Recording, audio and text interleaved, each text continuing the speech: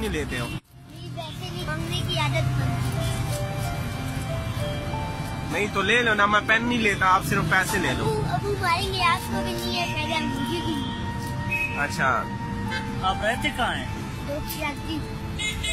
पहले अबू ही काम करते थे, मैं नहीं। अबू की अभी ये हड्डी टूट गई होती है। तो स्कूल वगैरह नहीं जाते?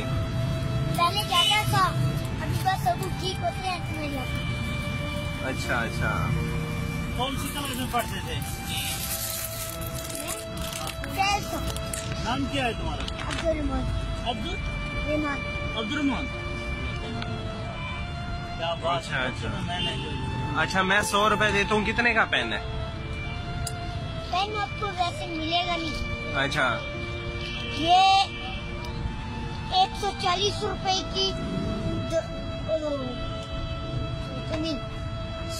70 और 70 140 की दोनों चीज आपको मिलेगी। ये पेन मुझे सिर्फ नहीं दोगे?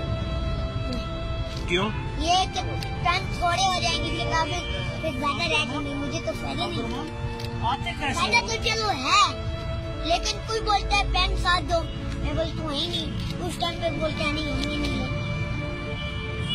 ये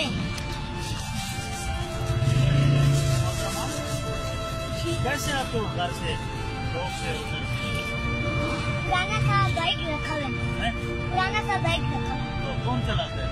अभी अबू आपको छोड़ के आते हैं इधर? उम्र कितनी है आपकी? मेरी अभी 6 साल। 6 साल उम्र है।